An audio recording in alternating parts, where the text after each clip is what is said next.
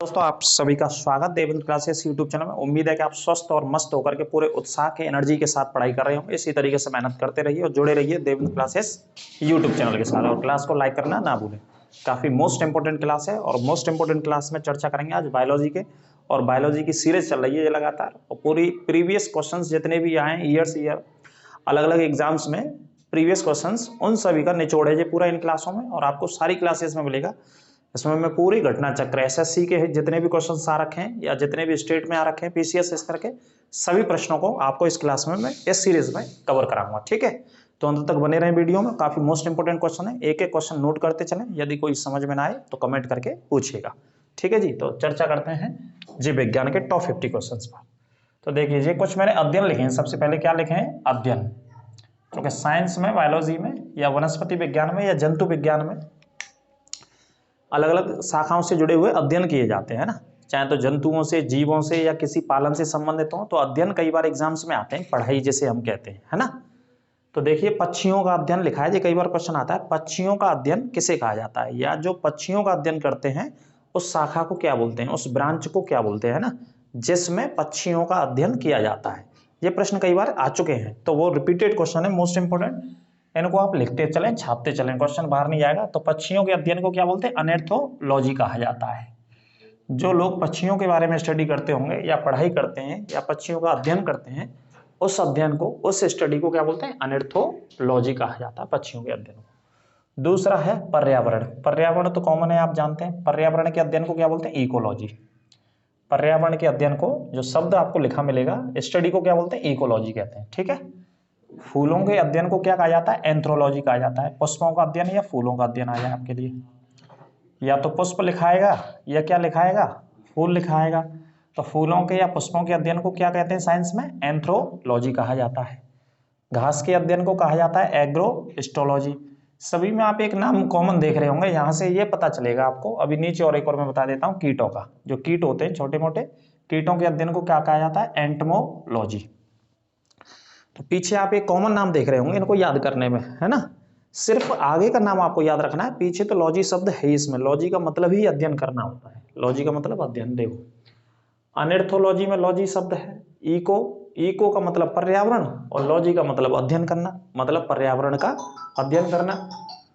एंथ्रोलॉजी, anthro का मतलब फूलों का, लॉजी का मतलब अध्ययन करना, फूलों का अध्ययन करना। एग्रो का मतलब, एग्रोस्टो का मतलब होता है घास, एग्रोस्टो का मतलब होता है घास, और एग्रोस्टो का अध्ययन, लॉजी का मतलब अध्ययन करना होता है। एग्रोस्टोलॉजी मतलब घास का अध्ययन करना। कीटों के अध्ययन के बारे में बात करें, एंटमोलॉजी मतलब कीटों का अध्ययन करना। ठीक है, तो ये पॉइंट आपको अच्छे से याद करने, बहुत इजीली, कोई दिक्कत नहीं आएगी, टेंशन ना लो आप कहीं के गुरुजी क्या कठिन से शब्द लिखा दिए, तो कुछ कठिन नहीं है इसमें। सिर्फ लॉजी शब्द आप पीछे देख लो, आगे के शब्द उनसे जुड़े हुए हैं। ठीक है, अगला लिखा है हमने, जैसे जनसंख्या के बारे में पढ़ते हैं हम, जनसंख्या एवं मानव जाति का अध्ययन किसे कहा जाता है? जैसे जनगणना पढ़ते हैं हम अपने जीएस के टॉपिक में, जनगणना या जनसंख्या, तो उसी के अंतर्गत क्या आती है? मानव आते हैं, मानवों के बारे में ही तो अध्ययन करते हैं, उसको क्या बोलते हैं? जनांकिकी बोलते हैं। जनसंख्या या मानव के अध्ययन को साइंस में क्या बोलते हैं? जनांकिकी शब्द कहा जाता है। ठीक है, एक एक पॉइंट नोट कर लो। जो बहुत सारे अलग अलग पीसीएस के एग्जाम्स में, बहुत सारे सीजीएल के, +2 के, मैट्रिक्स के, है ना, अलग अलग पैरामिलिट्री फोर्सेज की, एसएससी जीडी की जितनी भर्तियां, वहां से क्वेश्चन ले रखे हैं ये सभी मैंने आपके लिए। आप इन्हीं को तैयार कर लेना, और एक्स्ट्रा पढ़ने की आपको आवश्यकता नहीं है कहीं से भी। ठीक है, जैसे जीवों का आनुवंशिकी लक्षण क्या कहलाता है? जो आनुवंशिक लक्षण होता है जीवों के अंदर, उसे क्या बोलते हैं? आनुवंशिकी कहते हैं। ये तो कॉमन है, आप जानते हैं। इंग्लिश में क्या बोलते हैं? जेनेटिक्स। अगर इंग्लिश का शब्द आया यहाँ पे लिखा हुआ तो क्या मिलेगा? जेनेटिक्स, और हिंदी में लिखा मिलेगा तो आनुवंशिक। आनुवंशिक से संबंधित है। जीवों का आनुवंशिक लक्षण किसे कहते हैं? जेनेटिक्स को कहते हैं, या आनुवंशिकी को कहा जाता है। ठीक है, अगले पॉइंट की बात करते हैं। जैसे रेशम कीट का, ये कुछ पालन लिखे मैंने। रेशम कीट का पालन क्या कहलाता है? सेरिकल्चर कहलाता है। मोस्ट इंपोर्टेंट, कितनी बार नहीं छपा एग्जाम्स में, रेशम वाला, रेशम के कीट का, जो रेशम के कीट का जो पालन होता है उसे क्या बोलते हैं साइंस में? तो उसे बोलते हैं सेरिकल्चर। बहुत बार आ चुका है ये एग्जाम में, सबसे ज्यादा, इसे याद रखिएगा अच्छे से, सेरिकल्चर। अब इसमें भी आप देखोगे एक शब्द कॉमन है इसमें, इन चीजों को याद करने के लिए एक एक शब्द कॉमन मिलेगा। जैसे रेशम की बात कर रहे हैं, तो रेशम का मतलब यहाँ पहले शब्द से सेरी से, और पीछे क्या है? कल्चर। जैसे अभी पता चलेगा आपको, मधुमक्खी का पालन, जो मधुमक्खियों का पालन होते हैं, बहुत सारे आपने डिब्बे वगैरह से देखे होंगे, अलग अलग जो बाग वगैरह होते हैं बड़े बड़े, उनमें लोग रख देते हैं जो मधुमक्खी का पालन करते हैं, है ना। हम मधुमक्खी के पालन को क्या बोलते हैं, एपी, और पीछे क्या है, कल्चर। यानी कि मधु का मतलब एपी और जिसका पालन किया जाता है उसे क्या बोलते हैं साइंस में, कल्चर कहते हैं। ऐसे ही रेशम का मतलब शेरी, और जो अध्ययन करते हैं उसे क्या बोलते हैं, कल्चर। तो पीछे का शब्द सेम है, आप समझ रहे होंगे। ऐसे ही वहां पे लॉजी शब्द आ रहा है, अध्ययन कर रहे हैं, तो वहां अध्ययन कर रहे हैं और यहाँ पे पालन कर रहे हैं इन चीजों का, है ना। तो मधुमक्खी के पालन को क्या बोलते हैं, एपी कल्चर कहा जाता है। अब अगला पॉइंट है, मछली एवं मत्स्य उत्पादन से संबंधित पिसी कल्चर कहा जाता है। आराम से याद रखिए, पीछे सेम शब्द ही मिलेंगे, आगे का वर्ड याद रखना है बस। आगे का वर्ड मछली के पालन से संबंधित कौन सा है, पिसी शब्द है, पिसी कल्चर कहा जाता है। ठीक है, ये पॉइंट आपको याद रखने हैं, जो मोस्ट इंपोर्टेंट क्वेश्चन है जो पूछे गए कई परीक्षाओं में। आगे जैसे मैंने एक लिख दिया जहाँ पे, आगे बताना था चुकंदर। चुकंदर कैसा होता है, चुकंदर का रंग लाल होता है। जो चुकंदर के अंदर लाल रंग पाया जाता है उसे लवक बोलते हैं। ये किस वजह से होता है चुकंदर का लाल रंग, ये होता है बीटरनिन नामक पदार्थ की वजह से। ये अलग से लिख लेना, बीटरनिन नामक एक पदार्थ पाया जाता है चुकंदर के भीतर, उसी की वजह से चुकंदर का रंग कैसा होता है, लाल होता है, बीटरनिन नामक पदार्थ की वजह से। लिख लेना।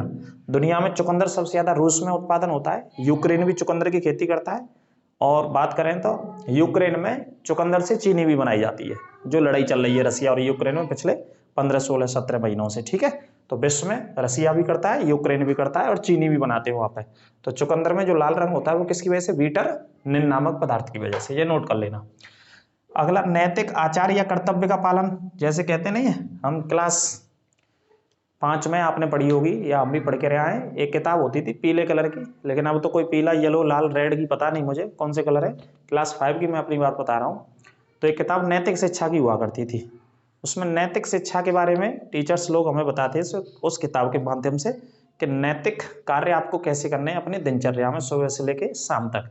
सुबह जैसे आप जागते हैं तो सबसे पहले आपको ईश्वर को नमन करना चाहिए, माता पिता के पैर छू के स्कूल आना चाहिए, नहाना धोना चाहिए, बड़ों का सम्मान करना चाहिए, है ना, अपने राष्ट्रीय महापुरुषों का सम्मान करना चाहिए, उनके बारे में आपको जानना चाहिए। ये सब नैतिकता का पाठ हमें पढ़ाया जाता था, बताया जाता था, और एक चैप्टर, एक किताब बाकायदा होती थी, क्लास 5 की मैं बात कर रहा हूँ। ठीक है, वो येलो कलर का होता था मेरे ख्याल से, अभी तक मुझे, चूँकि पढ़ा ही जीवन है तो पुरानी चीज़ें मुझे याद है, कौन सी क्लास में कौन सी बुक्स हुआ करती थी पढ़ने के लिए। तो नैतिक आचार या कर्तव्य का पालन क्या कहा जाता है, ये भी क्वेश्चन पूछा गया है।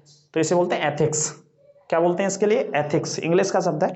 एथिक्स को पिछले 3-4 साल से, शायद मेरे ख्याल से, यदि मैं गलत नहीं हूं तो 3-4 साल से या उससे पहले से या उसी के बीच में समथिंग, एथिक्स को आईएएस के मेंस पेपर में और शामिल कर दिया है। यूपीएससी का जब मेंस होता है, प्री के बाद जो बच्चे मेंस में बैठते हैं मुख्य परीक्षा में, तो उस मुख्य परीक्षा में एथिक्स के पेपर भी होते हैं, नैतिकता के पेपर होते हैं कहने का मतलब। ठीक है, तो नैतिकता या कर्तव्य के पालन को क्या बोलते हैं, एथिक्स कहते हैं। आगे देखिए, आइकोनोग्राफी, ये पीछे शब्द क्या है, ग्राफी, आगे क्या है, आइकोनोग्राफी। इसके माध्यम से क्या करते हैं, प्रतिमा या चित्रकला का अध्ययन करते हैं। जो चित्रकला होती है या जो प्रतिमाएं होती हैं उनका अध्ययन किया जाता है इसके माध्यम से, है ना। तो आराम से लिख लीजिए, आइकोनोग्राफी के माध्यम से प्रतिमाओं की, मूर्तियों के बारे में या चित्रकलाओं के बारे में, जो अलग अलग चित्रकला मिली है हमारे इतिहास के दौरान। ठीक है, अगला है लेक्सिकोग्राफी, ये भी पीछे ग्राफी शब्द है, आगे क्या है, लेक्सिकोग्राफी। इसमें शब्दकोश का संकलन किया जाता है। डिक्शनरी होती है, डिक्शनरी पढ़ते हैं हम अंग्रेजी के लिए, जैसे ऑक्सफोर्ड की डिक्शनरी आती है, तो शब्दकोश ही तो बोलते हैं उसे हिंदी में, डिक्शनरी को हिंदी में क्या बोलते हैं, शब्दकोश बोलते हैं। तो शब्दकोश का संकलन मतलब एक ही जगह बहुत सारे हमें इंग्लिश के वर्ड्स मिल जाते हैं, उसी को क्या नाम दिया गया, लेक्सिकोग्राफी। ठीक है, शब्दकोश का संकलन। सारे क्वेश्चंस पूछे गए। अंगूर के बारे में प्रश्न आता है कई बार, अंगूर की खेती, अंगूर का उत्पादन या अंगूर की खेती को क्या बोलते हैं, विटी कल्चर कहते हैं इसको। आगे का शब्द क्या है, अंगूर वाला, विटी याद रखना, और पीछे तो सेम ही है, कल्चर है। विटी कल्चर किससे संबंधित है, अंगूर से। अंगूरों में कौन सी शर्करा पाई जाती है, जब मैं क्लास में बता चुका हूं आपको, फ्रक्टोज। जैसे कैसी शर्करा कहते हैं, मीठी शर्करा कहते हैं। ठीक है, फ्रक्टोज शर्करा पाई जाती है अंगूर के भीतर, और अंगूर का अध्ययन कैसे कहलाते हैं, विटीकल्चर को कहते हैं। आगे केंचुआ पालन, जो कि किसान का मित्र कहा जाता है। केंचुआ क्या होता है, किसान का मित्र होता है, ये तो आप जानते ही हैं। तो केंचुए के पालन को क्या बोलते हैं, वर्मी कल्चर। और वर्मी कल्चर इसके पालन को बोलते हैं, वर्मी कंपोस्ट खाद होता है उसके अंदर जो उत्पन्न होता है, इसे अर्थवर्म भी बोलते हैं। ठीक है, तो लिख लेना। वृद्धावस्था का अध्ययन, जेरंटोलॉजी। जैसे व्यक्ति वृद्ध हो जाते हैं, वृद्धावस्था होती है तो जेरंटोलॉजी बोलते हैं वृद्धावस्था के अध्ययन को। फिलाटेलिस्ट, इसे भी लिख लेना, फिलाटेलिस्ट का मतलब होता है डाक टिकटों का संग्रह करना। कौन सी टिकटों का?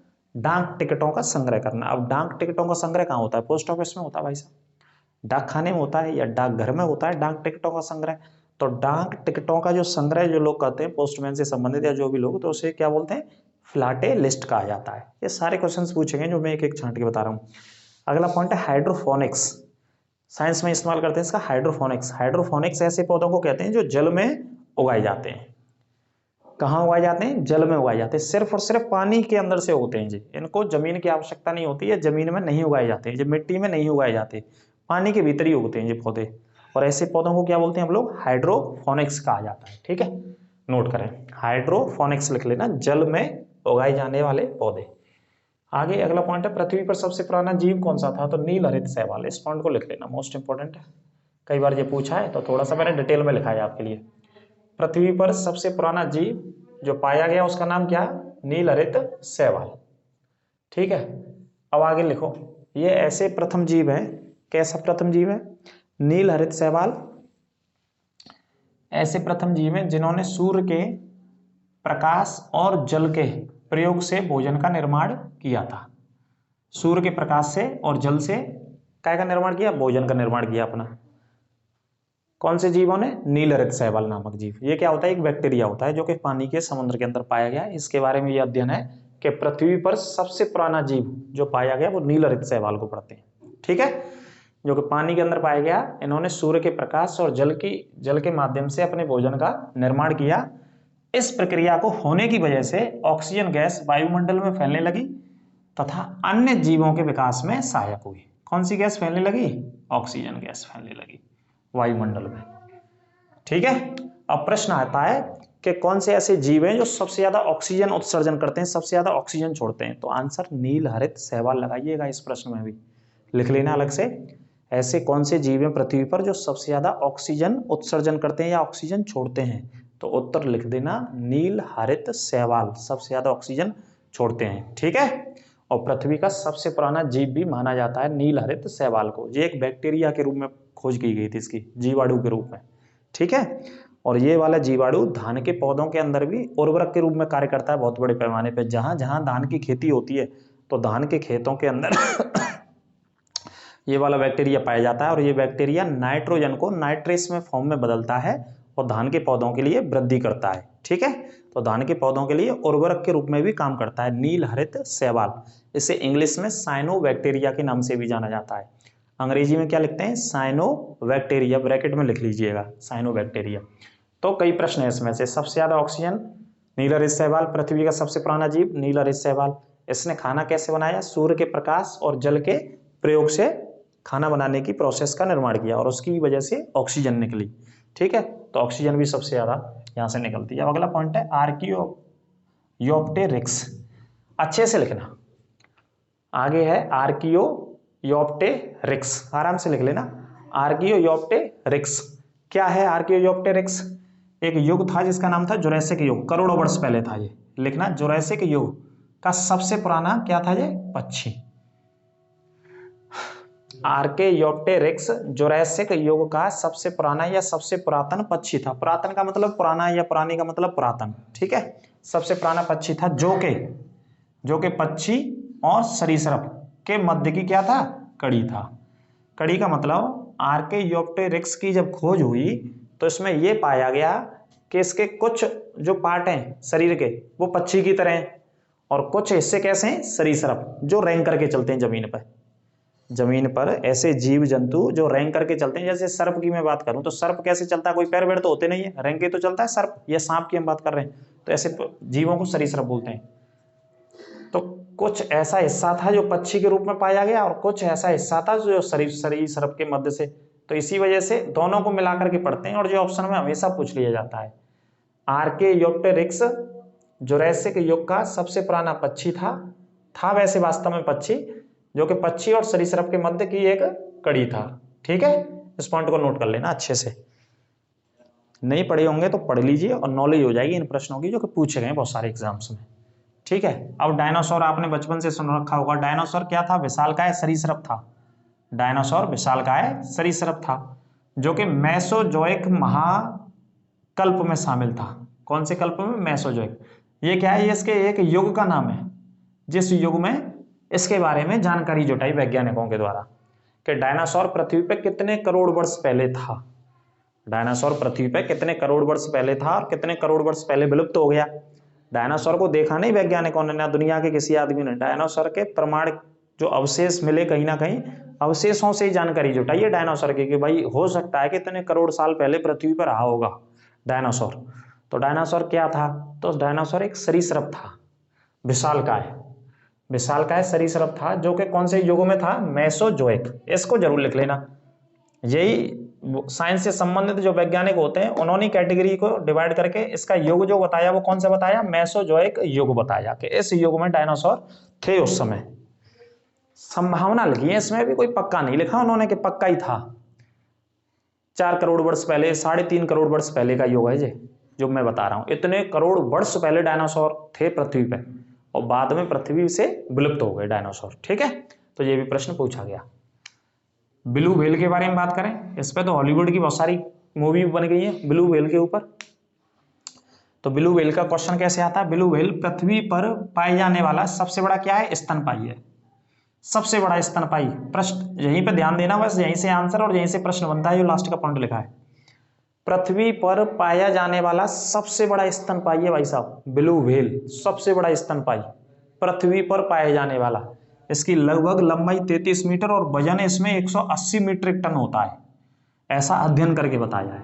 लंबाई ब्लू व्हेल की, ब्लू व्हेल बोले तो मछली की बात कर रहा हूं मैं, फिश की बात कर रहा हूं। ये एक स्तनपायी फिश होती है, मछली होती है जो कि सबसे लंबी है। ठीक है, पृथ्वी पर 33 मीटर की लंबाई। 1 मीटर में कितने फुट होते हैं? 3 फुट। तो 33 दिया कितने आ गए? 99 फुट। लगभग 99-100 फीट की बराबर लंबाई इसकी। तो लगा लो कितनी लंबाई, बहुत लंबाई हो गई ब्लू व्हेल की। तो पृथ्वी पर पाए जाने वाला सबसे बड़ा स्तनपायी है ये ब्लू व्हेल। अच्छे से नोट कर लेना, इस पर बहुत सारी हॉलीवुड की मूवी भी बन चुकी है। आप देखोगे डिस्कवरी चैनल तो वहां आमतौर पर इसके बारे में बताया जाता है। अगले पॉइंट की बात करते हैं, एकमात्र स्तनपायी जो उड़ सकता है। ये प्रश्न कई बार आया है। एकमात्र स्तनपायी बताइए जो उड़ सकता है। और ज्यादातर जो स्तनपायी होते हैं वो उड़ नहीं सकते हैं, वो जमीन पर ही पाए जाते हैं नीचे, है ना। ये पानी में ब्लू व्हेल की बात करी है मैंने। एकमात्र स्तनपायी जो उड़ सकता है वो कौन सा है? चमगादड़। ठीक है, चमगादड़ है जो कि पक्षी वर्ग में शामिल नहीं किया गया चमगादड़ को। ये भी पॉइंट मोस्ट इंपॉर्टेंट है। अब हम दिमाग से लॉजिक से सोचते हैं कि भाई जो उड़ रहा है वो क्या पक्षी है हमारे लिए, लेकिन इसको भी कैटेगराइज किया गया है। ये एक ऐसा स्तनपायी है जो उड़ता है, सिर्फ रात में इसको दिखता है, वो भी पराश्रव्य तरंगों की ध्वनि की वजह से। कौन सी तरंगों की वजह से? पराश्रव्य तरंगों की वजह से इसको दिखता है। ये भी लिख लेना चाहो तो ब्रैकेट में, अगली क्लासों में और लाएंगे डिटेल में पॉइंटों को। लेकिन ये पक्षी वर्ग में शामिल नहीं है। कौन से वर्ग में? स्तनपायी वर्ग में आएगा। कंफ्यूज मत हो जाना, गलत मत कराना। और ये प्रश्न कई बार पूछा है और बच्चे आमतौर पर क्या लगाएंगे जब ऑप्शन आएगा? तो चमगादड़ इनमें से क्या है? स्तनपायी लिखेगा, पक्षी लिखेगा, सरीसृप लिखेगा और कोई ऑप्शन लिखेगा। तो हम क्या लगाएंगे? पक्षी लगा देंगे 1 सेकंड में, क्योंकि हमें पता है कि जो उड़ रहा है वो पक्षी है। ऐसा नहीं है। चमगादड़ एकमात्र स्तनपायी जो उड़ सकता है और पक्षी वर्ग में नहीं है, स्तनपायी वर्ग में शामिल है। ठीक है, ये नोट कर लेना, पक्षी वर्ग में इसको शामिल नहीं किया जाता है। अगला बात करते हैं, चट्टान पर उगने वाले पौधों को क्या कहते हैं? चट्टानों पर जो होते हैं, चट्टानों के अंदर उगते हैं जो पौधे, इनके बारे में भी अध्ययन करते हैं वैज्ञानिक, है ना। चट्टानों पर बहुत सारे, पहाड़ों के अंदर चट्टानों पर बहुत सारे पौधे तुम्हें मिल जाएंगे। आप कहीं यात्रा कर रहे होंगे, जा रहे होंगे तो आपने देखे होंगे चट्टानों पर उगते हुए पौधों को, है ना। तो चट्टानों पर उगने वाले पौधों को शैलोदभिद कहा जाता है, जो कि पूछा गया क्वेश्चन है। क्या बोलते हैं? शैलोदभिद। अब आपको याद नहीं होगा ये, मैं बताऊं कैसे याद होगा, सुनो। चट्टानों पर उगने वाले पौधों को क्या नाम दे रहे हैं? शैलोदभिद। तो जो आगे का नाम है ना ये वाला शैलोद, सेल पे बात करते हैं बस, सिर्फ सेल वाले शब्द पे, इसे छोड़िए। सेल का मतलब ही चट्टान होता है। सेल का मतलब क्या होता है? चट्टान। ये इंग्लिश का वर्ड है सेल। जो सेल शब्द है ना, सेल मीन्स ही चट्टान होता है, आप बस समझ जाइएगा इससे। सेल इंग्लिश का वर्ड है। तो चट्टान पर जो पौधे उग रहे हैं उनको क्या बोलते हैं? शैलोदभिद, मतलब चट्टान पर उगने वाले पौधे कहते हैं। बस इंग्लिश का वर्ड शामिल कर दिया वहां पे घुमाने फिराने के लिए। तो सेल मीन्स क्या होता है? चट्टान, और उसी से वो शब्द बना है शैलोदभिद। आराम से नोट करिएगा। आगे बात करते हैं हल्दी के पौधे का जो खाने लायक भाग होता है उसको क्या बोलते हैं? प्रकंद बोलते हैं। हल्दी के पौधे का जो खाने वाला भाग होता है, कौन सा? जो खाने वाला भाग होता है उसे प्रकंद कहते हैं। और हल्दी क्या है? एक तना है, ये भी नोट कर लेना। खाने वाला जो हिस्सा हल्दी का होता है उसे क्या बोलते हैं? प्रकंद। और हल्दी क्या है? एक तना है। और हल्दी का सबसे ज्यादा उत्पादन हमारे यहाँ होता है आंध्र प्रदेश और तेलंगाना, दोनों राज्यों में। ठीक है, आंध्र प्रदेश और तेलंगाना इसका उत्पादन करते हैं, प्रकंद बोलते हैं। ऐसी तरीके से प्रश्न आता है, आलू एक रूपांतरित स्तंभ कंद है। आलू क्या है? रूपांतरित स्तंभ कंद। अब ये तुम्हें थोड़ा सा टफ सा लगेगा यहाँ से क्वेश्चन। आपने क्वेश्चन जो अभी तक देखा होगा बस सिर्फ इतना ही क्वेश्चन आता है कि आलू क्या है, जड़ है या तना है या इनमें से कुछ नहीं है ना। ये 2-3 ऑप्शन से देखने को मिल जाएंगे आलू के बारे में जब भी आप आलू को, पोटैटो को पढ़ रहे होंगे। और आलू किस में आता है? कार्बोहाइड्रेट के रूप में आता है। जो ऊर्जा हमें प्राप्त होती है वसा से और कार्बोहाइड्रेट से। ठीक है, तो कार्बोहाइड्रेट में चावल भी आता है, आलू भी आता है और बहुत सारी चीजें आती है। ठीक है, जैसे कि मैं पहली क्लास में बता चुका हूँ आपको। तो आलू एक रूपांतरित स्तंभ कंद है जो कि एक तना भी है। आलू क्या है? एक तना है भाई साहब। लेकिन आलू का जो खाने वाला हमारा हिस्सा होता है, भाग होता है, उसी को क्या बोलते हैं? स्तंभ कंद बोलते हैं, रूपांतरित स्तंभ कंद बोलते हैं। जैसे हल्दी के पौधे के खाने वाले भाग को क्या बोलते हैं? प्रकंद। ऐसे ही आलू के उस हिस्से को क्या बोलते हैं? स्तंभ कंद बोलते हैं। ठीक है, ये नोट कर लेना अच्छे से। अगला पॉइंट, लहसुन के बारे में बात करते हैं। लहसुन के साथ साथ प्याज की भी बात कर लेते हैं। पॉइंट तो एक ही लिखना था, लेकिन 2-3 चीज मैं एक ही प्रश्न में बता दे रहा हूं आपको। प्रश्न तो यहां से लहसुन का पूछा गया है कई बार। लहसुन और प्याज और सरसों का तेल भी लिख दिया है हमने यहाँ पे कॉमन। लहसुन के अंदर जो गंध आती है, जो स्मेल हमें प्राप्त होती है, जैसे लहसुन हम खा रहे हो या प्याज जैसे काट रहे हो तो प्याज की भी एक स्मेल आती है, प्याज की बात करें या सरसों के तेल की। तो इनमें जो शामिल होता है एक तत्व जो यौगिक पाया जाता है, वो कौन सा यौगिक पाया जाता है? सल्फर यौगिक पाया जाता है। सल्फर की वजह से इनके अंदर गंध आती है। कौन सा यौगिक पाया जाता है? सल्फर नामक यौगिक पाया जाता है लहसुन के अंदर, प्याज के अंदर और सरसों के तेल के भीतर। इसी की वजह से इनकी एक विशेष प्रकार की गंध होती है, लहसुन की भी, प्याज की भी और सरसों के तेल की भी। कौन सा यौगिक पाता है? सल्फर नामक यौगिक इसमें पाया जाता है। ठीक है, नोट कर लेना भाई साहब। लाल मिर्च आपने खाई होगी, तीखी बहुत होती है, तीखी होती है। तो लाल मिर्च के अंदर तीखापन होने का कारण होता है कैप्सेसिन नामक पदार्थ पाया जाता है। कौन सा पदार्थ पाया जाता है? कैप्सेसिन, लिख लेना। लाल मिर्च का तीखापन जो होता है, जो तीखापन होता है, जो मिर्ची लगती है उससे ज्यादा, वो किसकी वजह से होता है? कैप्सेसिन नामक पदार्थ की वजह से लाल मिर्च में तीखापन होता है। नोट कर लेना, कैप्सेसिन की वजह से। कोनेन, ये कई बार क्वेश्चन आता है एग्जाम्स में। कोनेन क्या है? कोनेन मलेरिया के इस्तेमाल में काम आने वाली एक औषधि है, दवाई है। तो मलेरिया की प्रमुख क्या है? ये औषधि है मलेरिया की बीमारी के लिए। कौन सी औषधि है? कोनेन। अब कोनेन कहां से प्राप्त करते हैं? जिसे सिनकोना के वृक्ष से प्राप्त किया जाता है।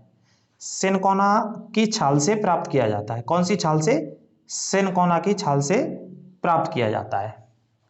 ठीक है, कौन सी दवा को? कोनेन नामक जो औषधि है, जो मेडिसिन है, जो दवा है, इसे सिनकोना की छाल से प्राप्त किया जाता है। ठीक है, नोट करते चलना, क्वेश्चन नहीं छूटेगा, चिंता ना करो। इसी तरीके से सीरीज चलती रहेगी लगातार। ये क्लास को बस शेयर करते रहो दोस्तों और मित्रों के साथ, लगातार बढ़ाते रहो आगे। आप आगे बात करते हैं, सेब आप खाते ही होंगे, सेब के फल को। तो सेब के फल में कैसी सेब होती है? ऊपर से लाल होती है।